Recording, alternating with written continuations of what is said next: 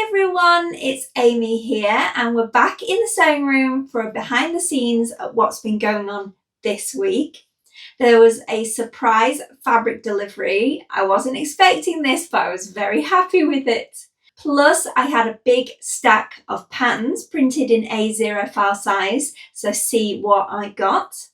And I finished a project I've been working on for ages. I've been really taking my time with this one, so I'm excited to show you it, as well as a nice, quick, satisfying make. Before we dive in, why not subscribe?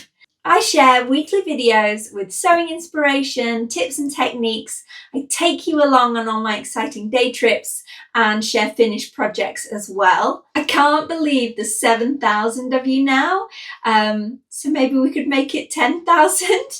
Thank you to everyone who's subscribed so far. I love having you here, and I've only been back on YouTube for 1 year since my long hiatus, so it really makes me happy that you're loving the videos that I'm putting out. Right, let's dive in.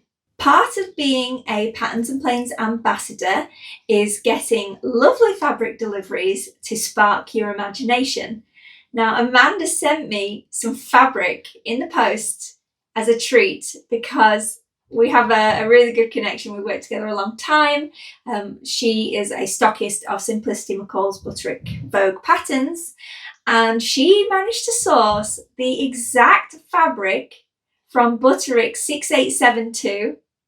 This is a great Butterick dress pattern that features puff sleeve options, a frill kind of finish option. I've made both views of this pattern. I love it. And I think, should I make the dress in the exact fabric? Wouldn't that be fun? It's a viscose challis with a beautiful smooth finish, very light and airy, perfect for spring and summer. The white is very bright, crisp white, a true white, not an off-white at all. And the red is very tomatoey and happy. As we've established, I love wearing red. This is a gorgeous fabric and I have 2 meters, so I could make the dress from the envelope. That could be really fun. Or I might make something completely different.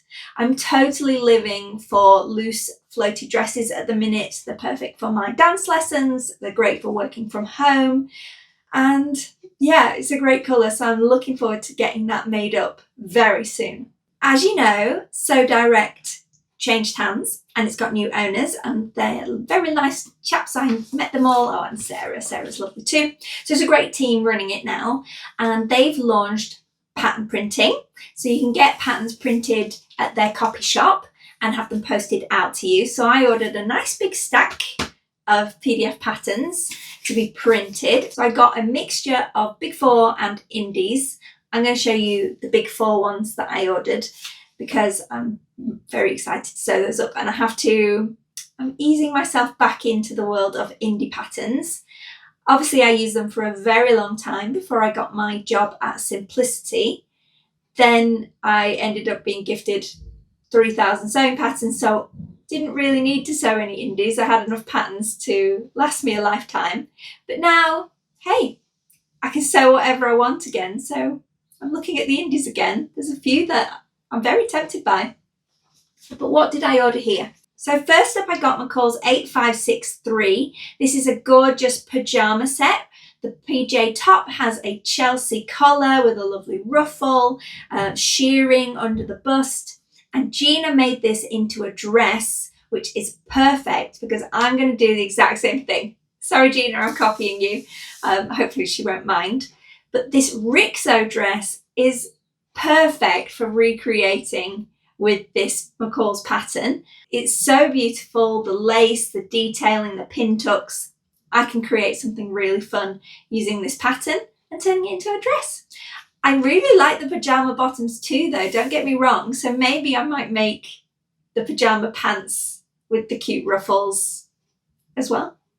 Let's see how it pans out. Next up, I got M8658, which is one of the designs that I got as part of my freelancing for the American business. Sorry, everybody, it's not out here yet, but a little birdie tells me that there is a ship on its way full of patterns to the UK. I won't say any more than that, I'll let the people who have ordered the patterns reveal it, but patterns are coming back to the UK. I don't know about Europe yet, but things are happening, things are moving, patterns are coming, we can all get excited. So I'll make this pattern up and then you can get it very soon in paper format and we can all twin together.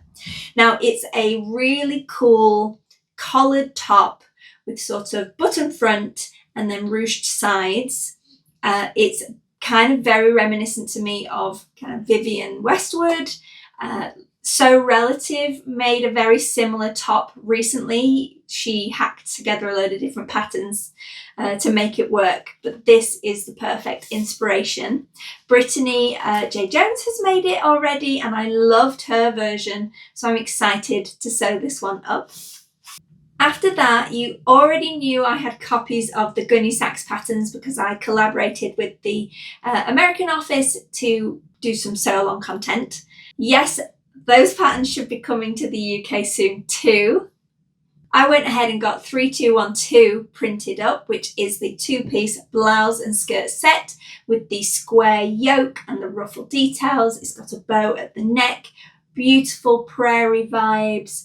Martha's version, she was Buried Diamond and now she's Martha Moore, and her pink version was gorgeous. Plus there was some other beautiful versions shared. There was a leather and black cotton mixed version, absolutely stunning. Christine Haynes, I know, has been working on a version that looks beautiful too. I'm excited to sew up both pieces in this. I don't think I'll wear them together, but that skirt is super cute too.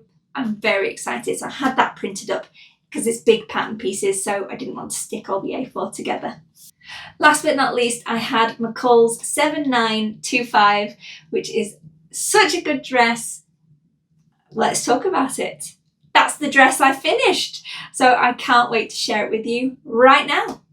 I wanted to make McCall's 7925 for a really long time.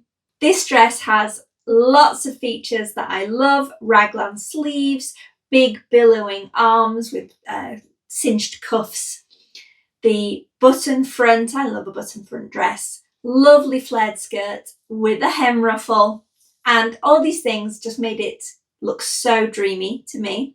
I'd seen a few versions of it online, finished versions from other makers, and that really inspired me too. So I made up a toile in size 12 and I realised I needed to grade out the waist. So I had to grade out both these midriff bands and the bodice for the front and back to grade them out to about 14, 16.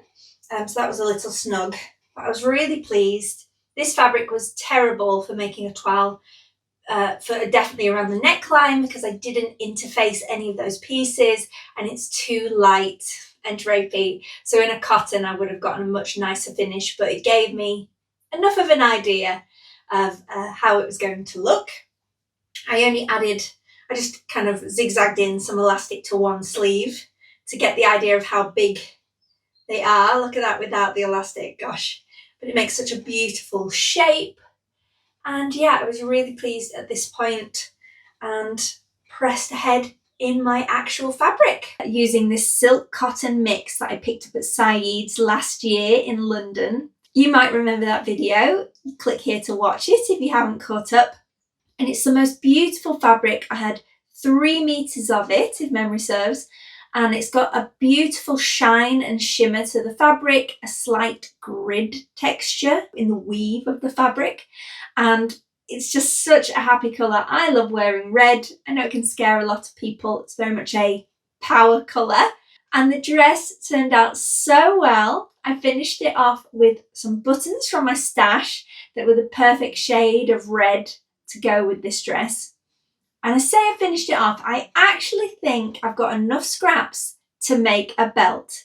Now the pattern includes a self-fabric tie belt. That's quite a long piece. What I'm thinking I can get out of my scraps is something I've seen on Pinterest. You know I love Pinterest. I've linked my boards here before. And this is sort of a bit like an obi belt, but more kind of a Western version, probably, let's say. Let's not compare it to an obi belt, but it is that wide belt with very thin tie straps. and tied at the front. I think I've gotten the scraps to make something like that. I'm going to share some Pinterest images of what I'm on about. What do you think? I think that could look really nice. If not, I'll have to just find a belt in my cupboard of doom that could go with this dress, because I think it needs a little something extra. But I'm so happy with it. I've unpicked this dress more times than I care to let you know, gosh, because I wanted it to be perfect. I constructed nearly everything with French seams. The only thing I didn't do was the ruffle. And I realised after I finished it on my overlocker that I could have used the 3-to-1 method, where you wrap the seam allowance round almost like a bit of a faux French seam. You use the regular seam allowance for the ruffle and a larger seam allowance for the bottom of the skirt, and then wrap the seam allowance around the top of the frill edge to secure it. I should have done that. But it's too late now. It still looks really good. That's the only bit of overlocking on the inside. French seams, all of the facings are neatly folded under and edge stitched in place. All the hems are double folded hems, and the casings at the wrist as well. So it's exquisite inside. I'm really pleased. When you've been sewing as long as I have, sometimes you can fall into bad habits, just kind of go through things because you know how to do them, get things done quickly. And actually it's really nice to slow down, do things to the best of your ability, and produce something that's almost a bit more couture. With French seams, you have to be absolutely sure that you've nailed the fit, because there's not really much wiggle room. You can't let a seam out very easily or take it in. So I'm very pleased to see this dress fit when it was all said and done. It's going to be beautiful to go ballroom dancing in. And yeah, I'm really excited to wear it. I'm just like the little red flamenco emoji woman who's dancing. The other thing that I whipped up this week is this little blouse. This is a simplicity pattern that I've made once before. And it's a gorgeous, simple blouse, no darts, very easy to sew. I like the elastic sleeves, and I like the keyhole with a bow. The keyhole is actually much bigger. I slimmed it down on this version. So I've sewn it once with the huge keyhole, and I've sewn it twice with a slim keyhole. And yeah, it's much more wearable to me this way, so I don't feel like everyone's peeking inside my top. And it's a cute little polyester crepe that I was gifted by my friend Marie. You might remember it from my video all about my day trip to Birmingham for my birthday week. Marie gifted me this fabric when we met for lunch in Birmingham. It was an amazing day, filled with fabric shopping, good food, great catch up. Anytime I see Marie is always a wonderful time. So yeah, this sweet little blouse, it could go as an entry into the April Blouse sewing challenge that's happening over on Instagram and YouTube. I'll link the hosts of that amazing challenge, and it's a really good excuse to sew blouses for spring. So while I've got you, let's talk about my embroidered dress project. I work on this a little at a time, if you remember, because the stitching takes so long. I do a row and then I stop, or even part of a row and then I stop. And we had a bit of a setback, which made me throw it into the corner for a bit, but we've made friends again. I don't know why I did it. I was just like, looking at it, thinking that's too much of the interfacing that I've been using this to stabilize behind each row of stitching. I've been trimming it back to mean there's less to wash out when the time comes to wash all the stabilizer out. And I thought, there's a bit much there. It's still quite thick. I didn't trim it back properly. So I just wandered in. I picked up my applique scissors, which you've never used them. They are also called duckbill scissors. And they have a large, one side is very large, rounded, to push the fabric away so you don't accidentally cut the layer below when you're cutting the layer that you're trimming. I didn't use it properly, did I? I just picked it up like an idiot, holding them the wrong way, went to snip off a piece of the stabilizer, and I cut into the center back of the back bodice. I could have cried. So there was a little V-shaped snip in the back. First, I did the fusible interfacing trick, where you take a small square of fusible interfacing, fuse it to the wrong side of the hole to keep all the edges closed and neat. And then I went in with some fray check and I essentially glued over the top from the front. It looks okay. Fray check dries clear, but it is obviously like some residue there. You can tell something's happened. Not very noticeable, but I might then add an extra row of stitching over the top or something, a trim, a ribbon, something to cover up the cut mark. I don't know, I was so sad. I felt such an idiot. I know how to use my scissors. I knew better. This is what I was saying about being complacent. Naughty Amy. I've learnt my lesson now though. And yeah, I'm only working on it when I'm properly working on it now. I'm picking it up and I don't do anything other than that for the half an hour that I give it, and then I put it away neatly.